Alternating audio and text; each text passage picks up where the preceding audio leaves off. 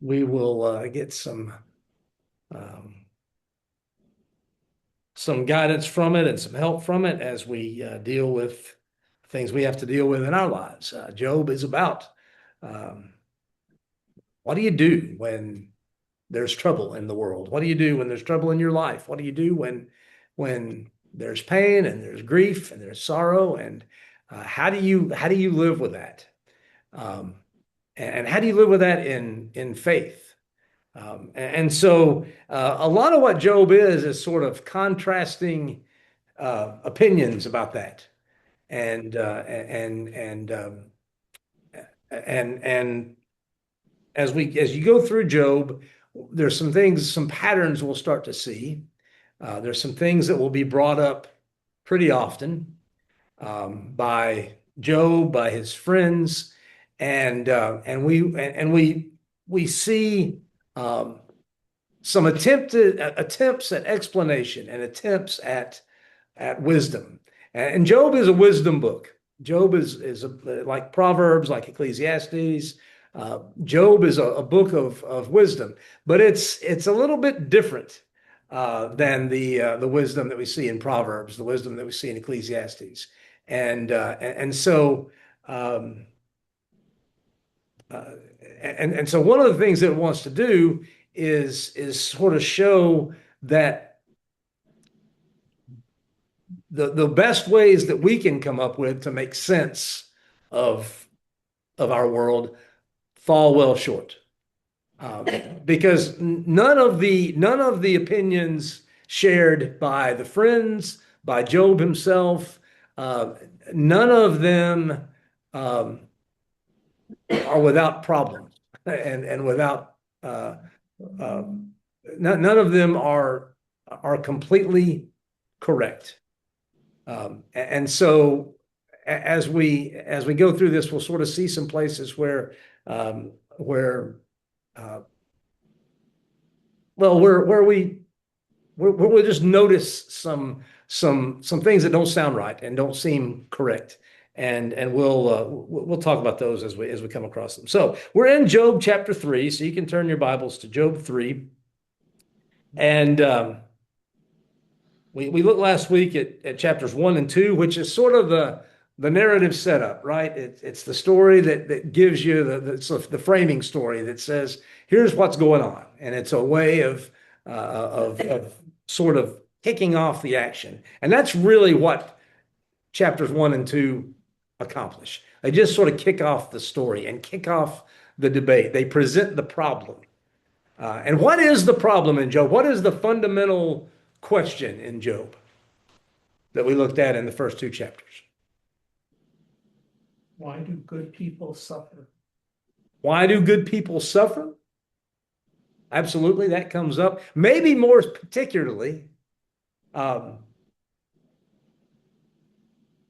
for Job specifically, is Job righteous for nothing? Um, that's what the accuser, that's what he challenges God with. God says Job is righteous, and he says, yeah, but it's not for nothing, is it? He gets you've made him prosperous. You've blessed him. You've made him wealthy. You've given him this great family. You've given him old age. You've given him health. You've given him all these blessings. Um, if he didn't have these blessings, do you think he would be righteous? And that's the question that gets asked. Is there benefit in being righteous? And it's really important to note that Job is sort of caught in a conundrum here because there are going to be people who are saying, um, you need to just like the wife, you need to curse God and die, just give up. And then on the other hand, you're going to have the friends saying, um, you need to make things right with God. And those are two horns of the same dilemma. Because if Job goes either of those directions, if he just gives up and curses God and dies, or if he admits to sin that he doesn't think he has to make things right with God, either way, he is bargaining for either way, his righteousness has been uh, for the prosperity. He's either going to give up because the prosperity is gone, or he's going to be kind of give up on his integrity um, just to get the prosperity back. So either way, that question keeps coming up. Is Job righteous for nothing? Um, and so and the other questions that get brought up in the book kind of spring from that. So chapter 3, verse 1, Job speaks, and Job curses the day of his birth. He said, "Let the day of my birth be erased, and the night I was conceived. Let that day be turned to darkness. Let it be lost even to God on high, and let no light shine on it." Um, you know, I wish I hadn't been born, right? I wish I had not even been born. Um, he goes on to sort of poetically talk about blotting it off the calendar.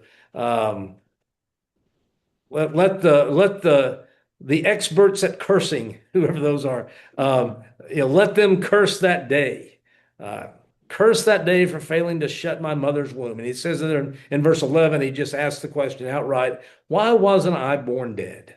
Why didn't I die as I came from the womb? Um, Verse 13, had I died at birth, I'd now be at peace. I'd be asleep and at rest. I'd rest with the world's kings and prime ministers whose great buildings now lie in ruins. He's sort of saying, right, everybody dies, even the greatest die. And so, why didn't I just, if it was gonna be this, if this was gonna be my lot, why didn't I just die as a child? What do you think about his question here? Well, it surely allows the attitude. Lousy attitude, okay. Underscore that a little bit. Doesn't have a good attitude, like he got up on the wrong side of the bed. Wrong side Go from there. Wrong side of the ash heap. Yeah. Do you think people feel this way sometimes?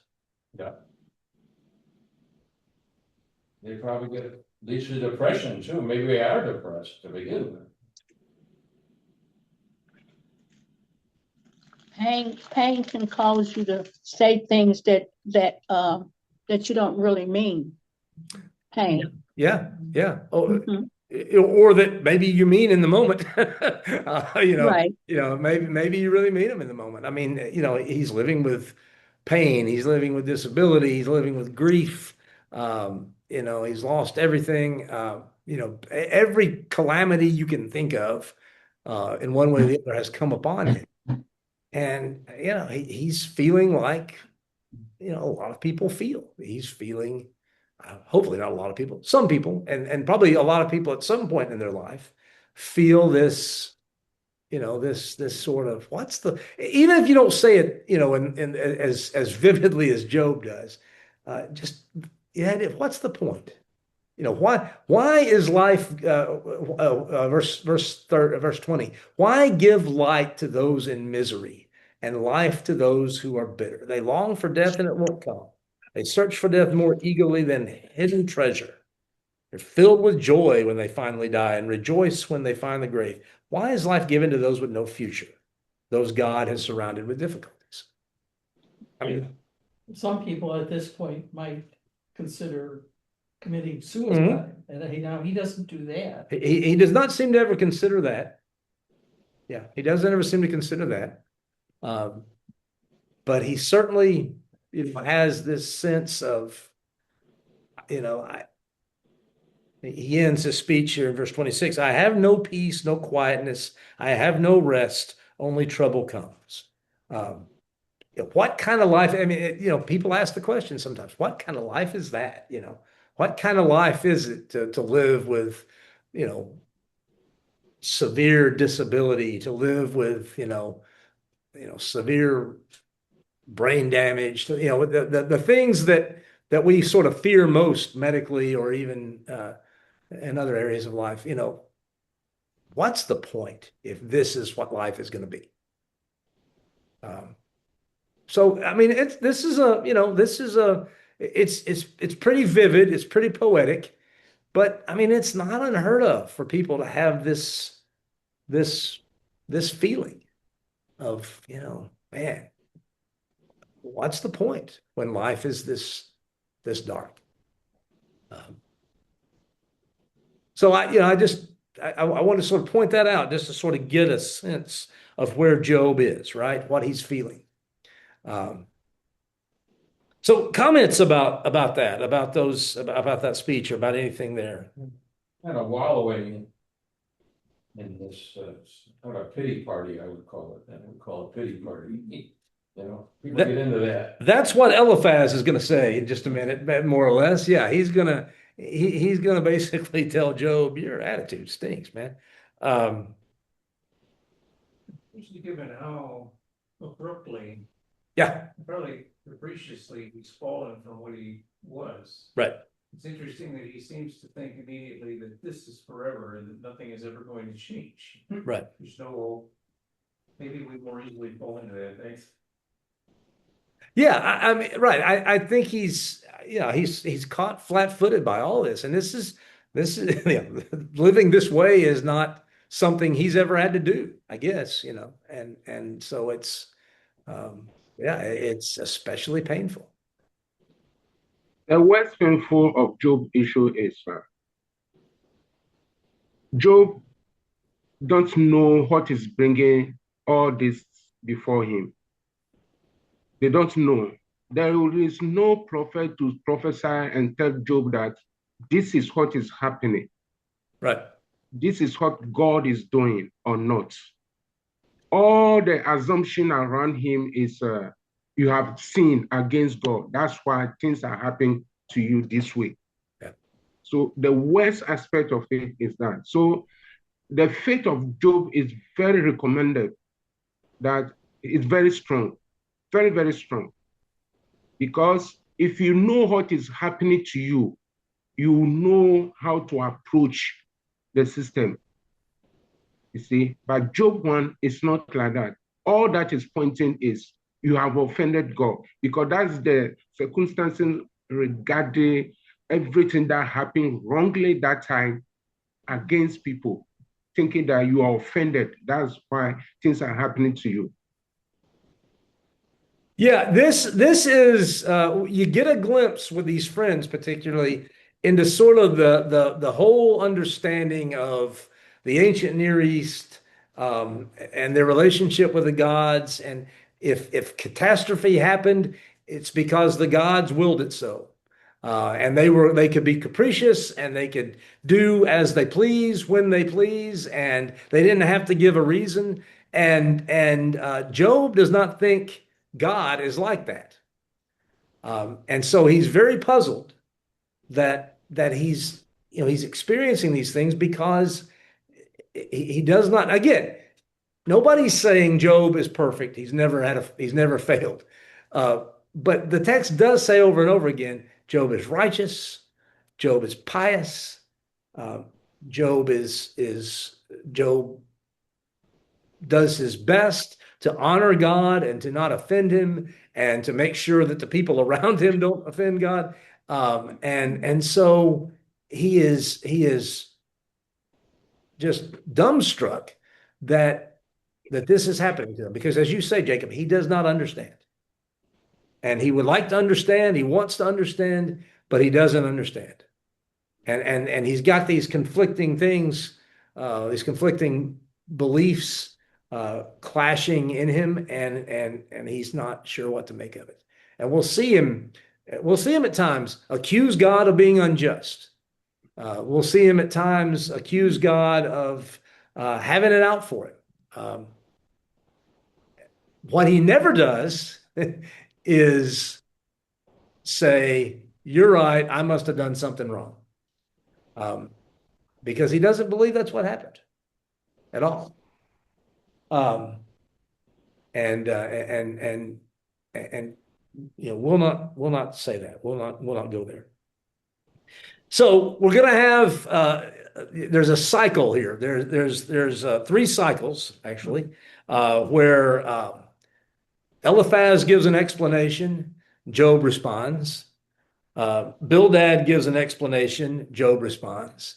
And then Zophar gives an explanation and Job responds. Though Zophar doesn't get his third explanation. And so there's no response from Job there either.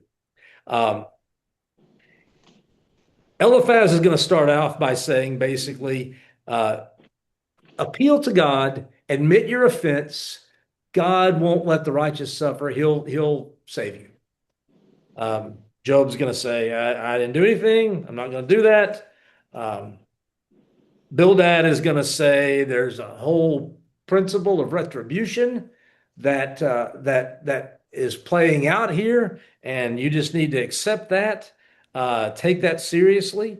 Job is going to say, I know all about the traditions, but it's not true in my case.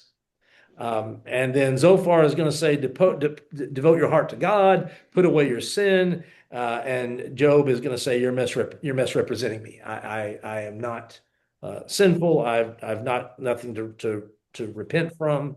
He thinks he sees himself as perfect, sinless, He sees himself as like Jesus. righteous, blameless. Yeah, but that's He has not done anything to deserve what he's receiving. Is what Job believes. I don't think we don't really address what does Job think of himself? What we know is that Job is righteous by God's standards, at least, and by the standards of the people around him. Well, I think we have to keep in mind, though, he still sinned. That's setting him up for some of these problems. As I said, I don't think anybody thinks he's perfect, but he is righteous.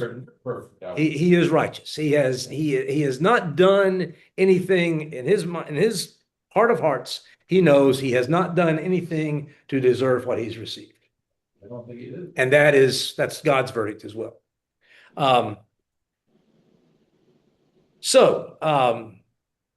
I Go ahead. mean, people do horrible, terrible things, but you still wouldn't expect all of that stuff Exactly. to happen to Joe. I mean, this is horrific. I can't imagine as a friend, you would sit there and say you did something to deserve all of that Right. to happen Right. to you. And of course they do. I know, right? Yeah. Which just makes us think as when we're friends, we probably should keep our mouth shut because we're probably saying something just as bad Yeah. in the ears of who we're talking to. But it's seriously, how could anybody think that you did, if they knew Job, that he did something to deserve all of And that? obviously they think, okay, there's something we didn't know about Yeah. Job. I mean, and that happens, right? I mean, you think you know someone and then something happens and you go, oh, I didn't know them as I thought I did. So they think there's something hidden, something that Job has done to deserve all this stuff. That's the only explanation they can come up with because that's the explanation that their world allowed. The gods, the pagan gods, depended on their worshipers, right? So if you were good to the gods, they were good to you because they got something out of it. Obviously, Israel's God is not the God Job knows is not like that. And so he's very puzzled that this is happening to him. But the friends are assuming it's the reciprocal justice, the reciprocity theology that says God's going to give to you what you give to him. The sort of and honestly, there's some biblical truth to it, right? You reap what you sow. That's biblical. That idea is biblical. The problem is you can't trace it backwards, and it doesn't apply all the time. Look at Eliphaz in chapter 4, verse 6. Doesn't your reverence for God give you confidence? He's basically said for 5 verses, quit being a whiner. You know what to do here. Doesn't your reverence for God give you confidence? Doesn't your life of integrity give you hope? Stop and think. Do the innocent die? When have the upright ever been destroyed? Well, that's easily dismantleable, right? That's an argument that does not hold water in anybody's experience, because we all know that sometimes bad things happen to good people. And people who have tried their best to please the Lord go through hardship. And yes, the innocent do die, and the upright are destroyed. My experience shows that those who plant trouble and cultivate evil will harvest the same. A breath from God destroys them. They vanish in a blast of his anger. What's he saying?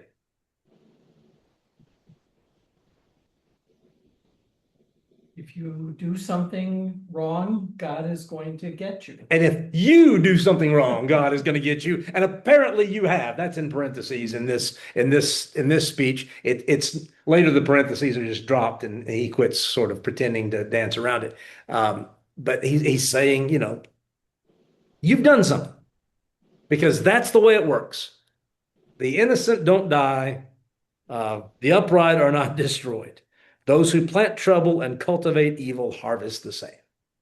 I mean, we could sit here the rest of the night giving examples of how that doesn't always hold true, right? How over and over again we see that going in other directions. But that's Eliphaz's sort of perspective in a nutshell. Look at chapter 5.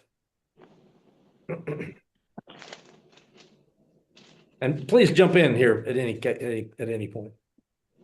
Well, Eliphaz is kind of interesting because he says a mysterious spirit has come before him.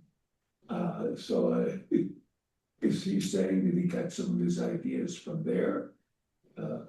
Yeah, he says, the rest of chapter 4, or a lot of the rest of chapter 4 is,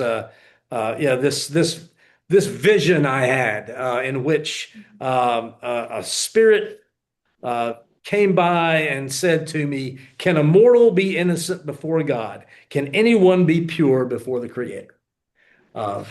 So he gets some sort of message from somewhere, and maybe it's just sort of a narrative sort of device to talk. But in any case, he thinks he has some kind of secret wisdom that he's received from somewhere. And again, a lot of the friends, when you take what they say in isolation, they're not wrong. I mean, can a mortal be innocent before God? Can anyone be pure before the Creator? He's expecting the answer no. And what is the answer to those two questions? Yep. I didn't hear it right. I mean, nobody can say they're perfect before the Yes, Creator, right. because we're all sinful, right. except for Jesus. Now, maybe they didn't know that. Right. So the questions he's asking are legitimate questions, but it does not hold then that because so if Job is sort of arguing his purity and his morality, Eliphaz is saying, yeah, come on. But we know, right, that Job doesn't deserve this because Job is what? He's righteous.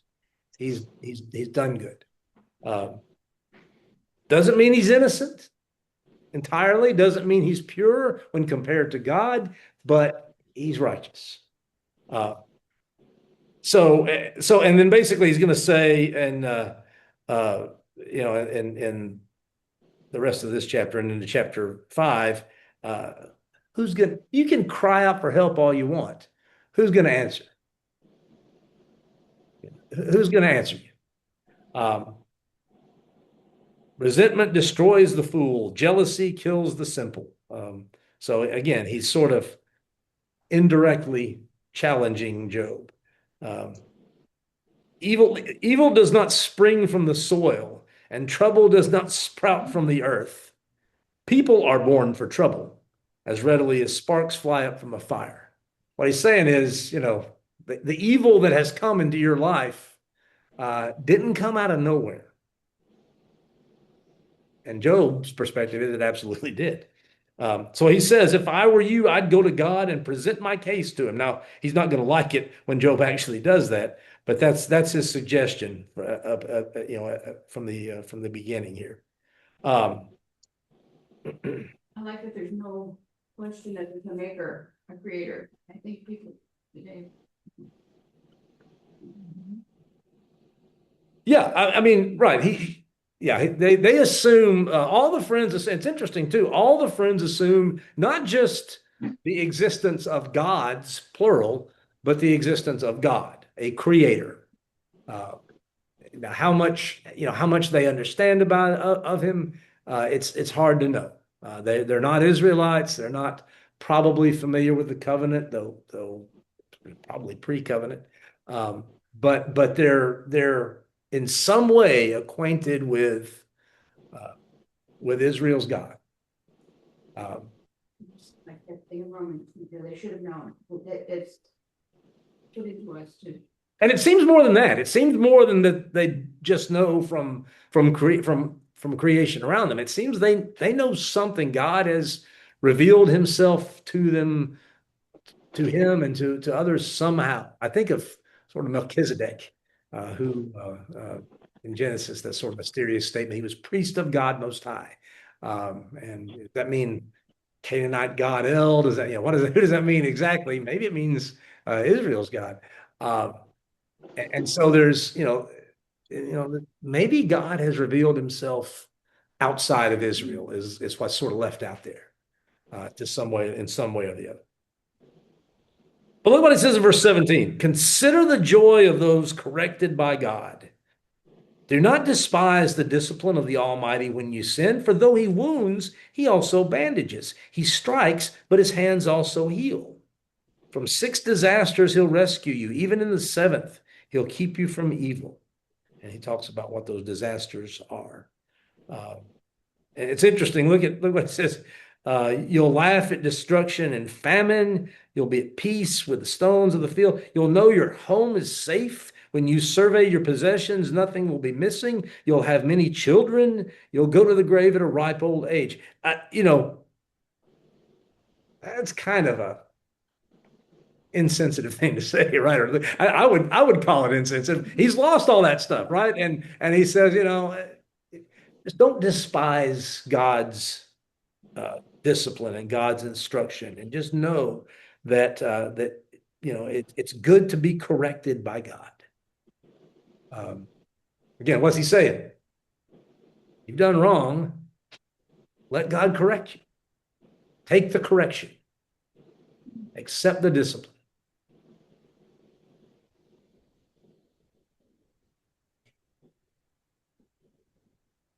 I'm like you. It is hard to imagine a friend saying such things to Job, but yeah, that I mean it's pretty harsh, and it gets worse. It's going to get worse. The advice will get worse. But again, that is the perspective that Eliphaz is coming from. This is how I understand it to work. This is how I understand the world to work. This is how I understand God to work. That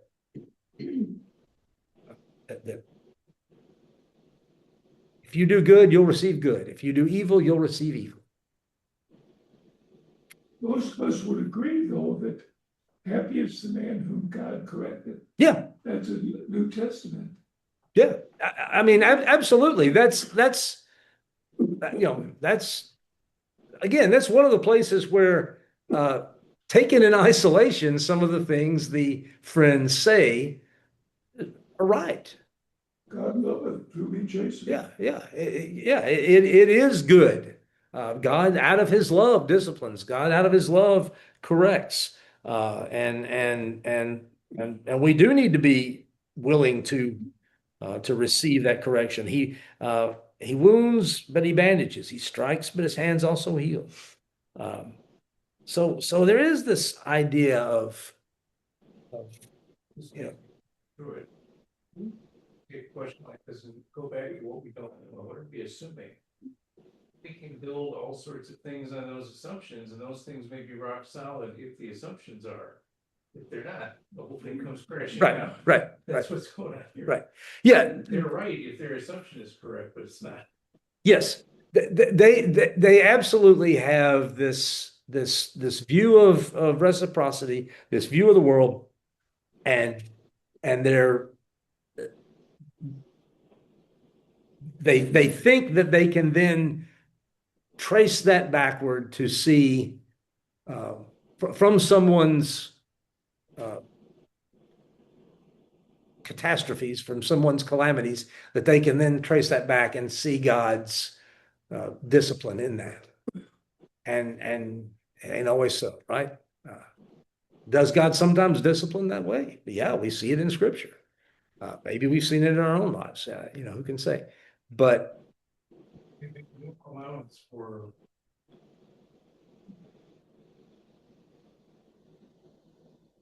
Just being an independent force. Maybe that's part of what God chastises them for later. There are other parts of Scripture that kind of hint at that too, that it's unwise to attribute absolutely everything to God. You have to start attributing evil to him. yeah. So, and again, in Job, we have this, they've gone to great pains to say it isn't God that did it, right? Though he allowed it. It's not God who did it. It was not God's idea. It was not God's intention. This is what happened. Job never gets that explanation because the explanation is not going to be the point. The point of Job really, I'll just give it to you just at the beginning here. The point of Job really is,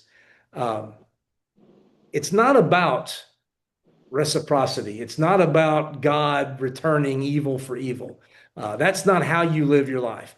Live your life looking for the wisdom of God. And we're going to have 20-something chapters of human beings blundering around trying to find some wisdom. And none of them manage it. Bits and pieces, but none of them manage it. We'll get to chapter 28 where there is a poem about wisdom that basically says people, dig down in the earth for precious gems and metals, and they mine all this stuff, but nobody can find wisdom. But God has wisdom, and so you trust in him. And then as you get into God's answers at the end of Job, basically God points out the wisdom that's evident in creation and the world around them, the way it works, the way it all functions and holds together. And he says to Job, do you know how any of that works? And Job has to say no. And God says, well, I do. And Job eventually says, you got me. and I'm just going to trust you. I'm going to put my hand over my mouth and trust you. Because that's what it comes down to. That's what Job winds up being about. We think going in, it's about, how to make sense of suffering. What it winds up being about is how to find wisdom from God, even when you're suffering, even when there's pain in the world, and even when it doesn't make much sense. Well, I think that Job's reaction is exactly what you're saying about, finding wisdom, because this argument is a logical argument. And if you did lose everything and you were in pain and someone just came and told you all of this stuff, I think it would be like, yeah, you're right. Yeah. I give up, but that's not what Job does. Not what he does. So. That is not what he does. It's really interesting how Job holds out.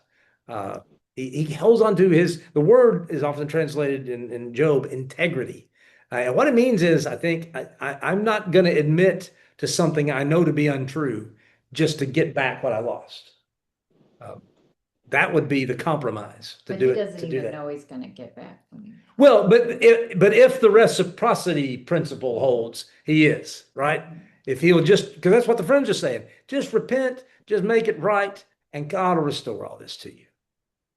When have the innocent ever died, And Job's going to say, no, it's not that. I'm absolutely certain it's not that easy. It's not that simple. It's not that black and white. So Job's response to Eliphaz then is chapters 6 and 7, and we'll skim through a little bit for the last 15 minutes here. He says, first of all, if my misery could be weighed and my troubles put on the scales, they would outweigh all the sands of the sea. That is why I spoke impulsively. right? He kind of recognizes his first speech was a pretty impulsive thing. He sat there for 7 days with him, right? And then all of a sudden, this is what he comes out with. And he said, I know, I'm letting off steam. I'm just blowing off steam but I know it was impulsive, but look at what I'm going through. And then verse 4, for the Almighty has struck me down with his arrows. Their poison infects my spirit. God's terrors are lined up against me. Don't I have a right to complain? And then some examples. When the donkeys are hungry, when the oxen are hungry, what do? They complain. When people have to eat food that they don't care for, what do? They complain. So he's saying, I think what I said was, given the circumstances, not all that off, not all that out of whack. It's interesting, he says the terrors of God. Yeah, He blames it on God. he does. He absolutely does. Because, right? I mean, that's the only perspective he has. God's done this or let this happen. Either way, it's really a fine distinction at this point, right? God has terrorized me. God has attacked me. Let's see. God's come out, but he doesn't know that, right? Job isn't aware of any of that of chapters 1 and 2. All he knows is this has happened. And the friends are saying, well, this is because you've done evil, and so God has done evil to you. And Job kind of recognizes, yes, okay, I'll buy that. God has done evil. But there's not a reason for it, is Job's point, right? That's why he's arguing. So he says, I wish he would crush me, verse 9. I wish he'd reach out his hand and kill me. At least I can take comfort in this. Despite the pain, I have not denied the words of the Holy One. But he's, if I die now, at least I'll die knowing I didn't speak against God. He killed me. I don't know why, but I didn't speak against him. I didn't, I remained, I didn't do what my wife suggested and curse God and die, right? He says, I don't have the strength do I have the strength of a stone? Is my body made of bronze? And then verse 14, one should be kind to a fainting friend, but you accuse me without any fear of the Almighty. My brothers, you've proved as unreliable as a seasonal brook that overflows its banks in the spring when it's swollen with ice and melting snow. But when the hot weather arrives, the water disappears. The brook vanishes in the heat. That's a pretty vivid metaphor, right? You guys are these intermittent streams that sometimes of the year are there and other times of the year they're not. And especially when you need them most, they're just gone. They're just not there. So that's his perspective. You've given no help. You've seen my calamity and you are afraid. And isn't that interesting? You've seen my calamity and you're afraid. What do they mean? What does he mean by that? Have you, I mean, What could happen to them? yeah, what can They happen? They don't understand what's going on, so they're kind of guessing, They're giving it their best shot, but they don't know what's. If they point to him, then they can pretend it won't happen. Exactly. They're afraid because, that this is big, right? This is calamitous. And sometimes we see things that make us afraid.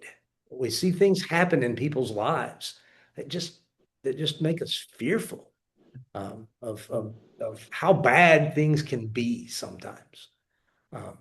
And so they're it feels like that they're sort of responding as they've responded, partially at least, out of this just a fear response. I've not asked you for anything. He says, do you think verse 26, this is an important statement. Do you think your words are convincing when you disregard my cry of desperation? That's an important statement, I think, for the church to hear, for Christians to hear in our lives, for the relationships that do you think that we're very convincing to people when we just disregard their pain and their grief and their sorrow? Do you think our arguments are convincing? And I think, we can all sort of point to mistakes that we have made and that have been made by the church at various times in which we just disregard people's real pain to try to make a point of some kind. And Job says, how convincing you think that is? I think he'd like to see some more grace on the part of his. friend. Sure, yes. But grace is not a concept in this book. You know what's that? He doesn't know about grace. Certainly the friends don't. His friends need grace, but they've never heard of it. Well, I say that. I think the friends do understand that statement, God wounds, but he also bandages, right? There's grace in that. There's grace in God's willingness to heal and to show mercy. But yeah, that's not sort of their They never read Paul, what he said about it. So they're a little ignorant about many things. So then later in chapter 7, he addresses God directly. Verse 7, he says, "Remember that my life is but a breath, and I'll never again feel happiness." That's how it feels sometimes, right? When you're hurting, when things are just as bad as they can be. I'm never going to be happy again. There's just never a chance to be happy again. And that's what he's feeling. He says in verse 11, "I cannot keep from speaking. I must express my anguish. My bitter soul must complain." The friend Eliphaz has said, "Quit complaining." Job keeps saying, I can't. I gotta complain. "Am I a sea monster or a dragon that you must place me under guard?" He says to God. Do you think I'm this dangerous creature that you've got to keep under control? And that's why you're doing this, I think my bed will comfort me and sleep will ease my misery. But then you shatter me with dreams and terrify me with visions. I'd rather be strangled, rather die than suffer like this. I hate my life and I don't want to go on living. Oh, leave me alone for my few remaining days. Just leave me alone, God. Just quit it. Just stop. It's too much. And then this is amazing. This is amazing. Verse 17 through 21. The honesty here, right? "What are people that you should make so much of us, that you should think of us so often?" Which psalm is it that has the same sentiment, but in a completely different direction? What are people that you should glorify us so much, that you should, who are human beings that you should glorify us like this, making us a little lower than the angels? Psalm 8. Job's perspective is the opposite, right? "What are people that you should make so much of us, that you should think of us so often? For you examine us every morning and test us every moment. Why won't you leave me alone, at least long enough for me to swallow?" I mean, it's just this, it's just going on and on. It's just, what he's going through just never ends. If you've been through things like that, where there's just grief and sadness and struggle that just never ends. People. One of the mysteries is how long does Job suffer? Yeah. Now, verse 3 here says, "So I'm made to possess months of vanity." Yeah. Is that a clue? Yeah. That this is months rather than years? Yeah. We're not really given a time frame other than that, I don't think. I don't recall that there's much of a time frame ever given. But however long it is, as far as Job's concerned, is way too long, right? If you've been through the kind of struggle that just never stops, think of people who are taking care of a spouse all by themselves through illness. It just never ends. It's just constant, right? There's never, even when you sleep, there's not exactly respite. He's going through this thing, and he just says to God, "Enough already. Just let me get my breath. Let me swallow, let me just have a beat where I can rest. And then I love this 20 to 21. If I have sinned, what have I done to you, O watcher of all humanity? What makes me your target? Am I a burden to you? Why not just forgive my sin and take away my guilt? For soon I'll lay down in the dust and die. When you look for me, I'll be gone. So he basically says to God, now he's going to insist, I have not sinned. But he kind of says, all right, I'll allow it. What if I have? How does that hurt you, really? Now, we have theology about sin and about God's the pain of that, and that's real, I think, and that's true. I think God is grieved by sin. I think he's sorrowful about sin. I think he's angered by sin. I think his holiness can be offended by sin. So in those ways, God can be in some way or the other, I guess, hurt by our sin. But from Job's perspective here, it's like, really, what is it to you? I'm going to die one of these days, no matter what. Just forgive me and let's get on with it. It's a really striking way of talking with God, and it just illustrates it's not good theology. I don't recommend it, but it's a striking way of talking with God, right? Really, if this is all about something I've done wrong, how bad can it be? And just do away with me and just do away with it and just leave me alone until I die. So comments or anything?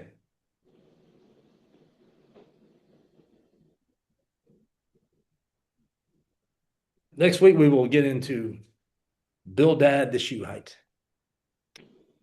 so you don't mistake him for any other Bildad. This has been brought up in another context, but I don't think we would like the world very much, even if God retreated to that sort of status. Like, a lot worse than you realize. Yeah. Oh, I agree. I think there is, prevenient grace and common grace in which, God does good in the world for all people. And Jesus talked about the rain coming on the just and the unjust, right? I think the idea that we want God just to remove himself is not one that we would want to live out.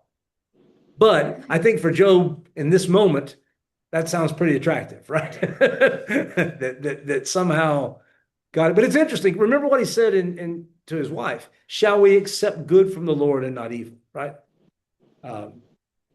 Shall we accept all these blessings that we've been receiving and not also recognize that, he can give and he can take away.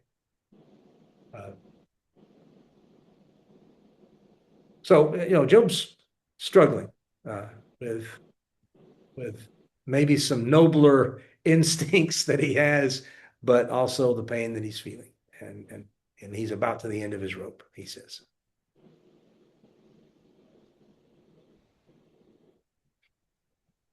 Well, we will leave it there and pick up next week with chapter 8 and Bildad's argument and Job's response, and we'll probably get into Zophar as well. Thanks, everyone. Thank you. Good to see you. Thank you. Good night, everybody.